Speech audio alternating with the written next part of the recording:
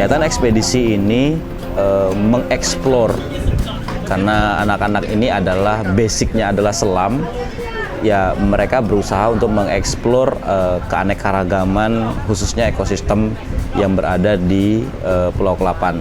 Tapi explore ini tidak hanya di lautnya saja, tapi terkait di darat juga, kemudian baru pusatnya di laut.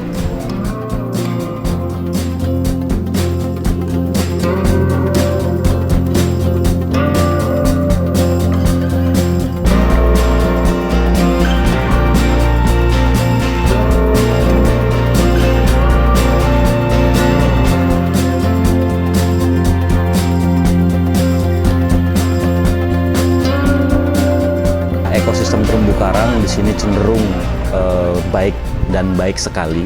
Jadi kerapatannya itu antara 50 sampai 75 dan 75 sampai 100%. Walaupun di sini tidak ada yang sampai 100% karang hidup ataupun rich health koralnya. Kemudian kami juga menemukan di sini ada kima, ya. Kima itu masuk ke dalam appendix 1. Kemudian ikan banyak sekali di sini, dari grouper, kemudian sweet lips, banyak ikan-ikan potensial yang ada di Pulau Kelapan.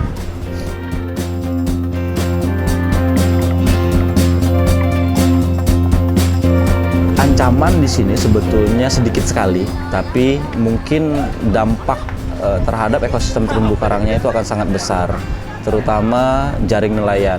Saya menemukan jaring nelayan yang sengaja ditinggalkan. Jaring itu sudah tersangkut di permukaan karang, kemudian tidak bisa diambil lagi dan ditinggalkan. Kemudian yang kedua, ada arus yang pasang surutnya yang mengakibatkan terjadinya arus. Di sini lumayan kencang, sehingga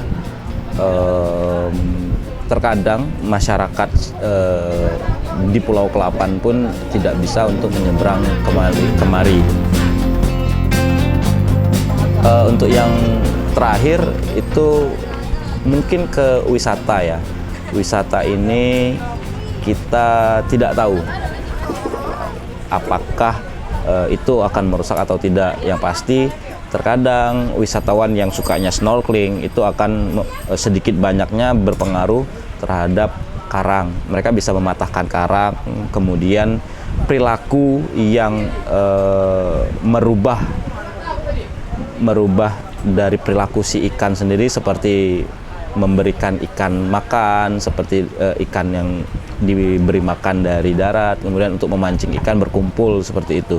Nah, perilaku yang itu akan mengganggu si ikan sendiri.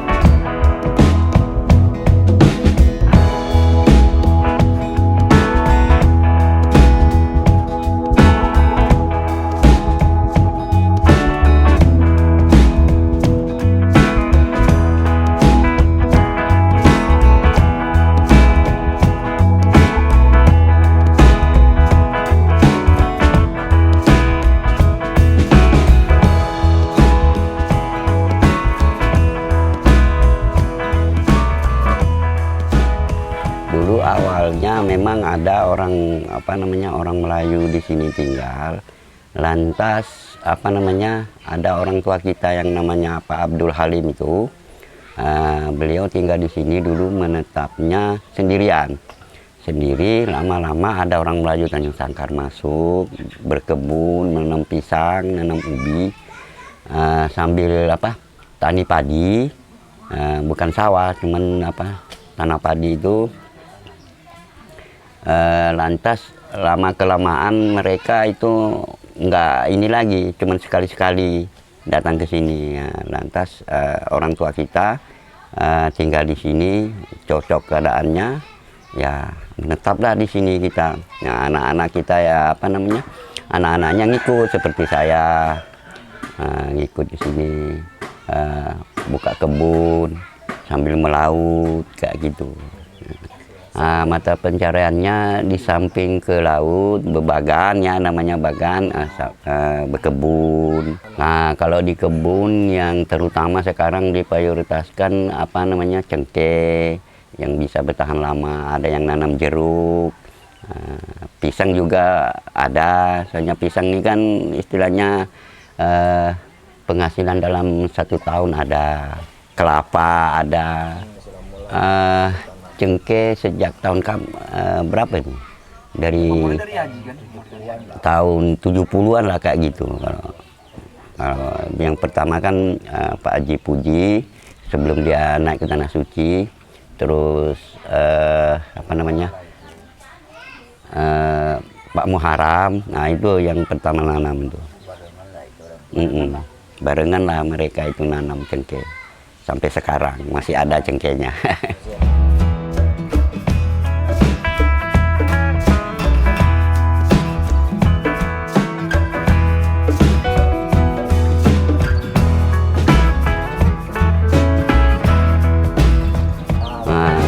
Untuk penahanan istilahnya tuh angin, gelombang kayak gitu masuk kan, kayak gitu, maka ada instruksi dari pemerintah larangan penembangan bakau.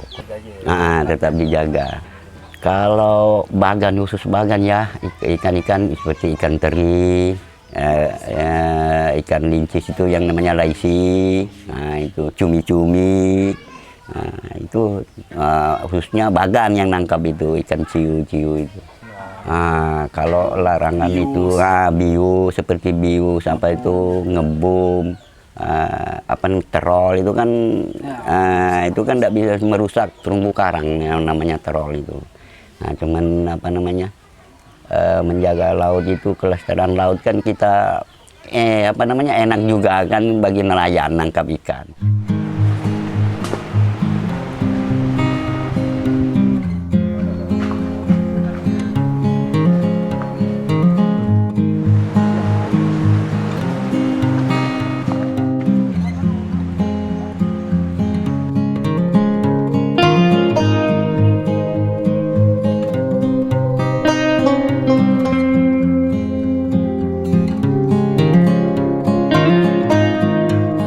Pecahan-pecahan itu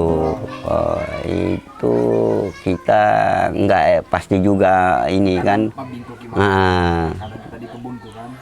Kalau seperti itu kemungkinan ada yang pernah tinggal di sini lebih dulu daripada orang tua kita kan. Kemungkinan orang-orang dulu itu menanam sebuah barang kalau mau ditinggal kan.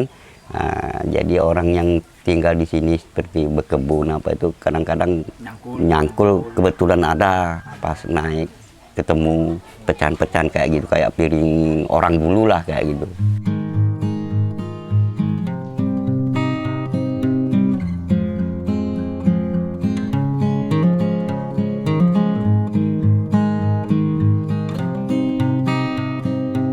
Ya, kalau untuk kelestarian pulau ini, kalau sebagian masyarakat mengerti, ya sama-sama menjagalah kayak gitu, supaya itu berkelanjutan untuk anak cucu kita ke depan. Pulau ini itu memiliki ekosistem terumbu karang yang masih cukup baik. Kemudian harapan saya, ketika dikelola dengan baik, artinya kita mengarahnya ke ekowisata, di sini memiliki potensi yang besar sekali. Kemudian ditambah lagi ketika kita berpusat ataupun konsen di bidang wisata, artinya infrastrukturnya harus kita siapkan, mulai dari kapal, sarana transportasi, kemudian sarana penginapan, dan informasi berupa website ataupun Instagram yang berpotensi untuk menambah informasi tentang Pulau Kelapan itu sendiri.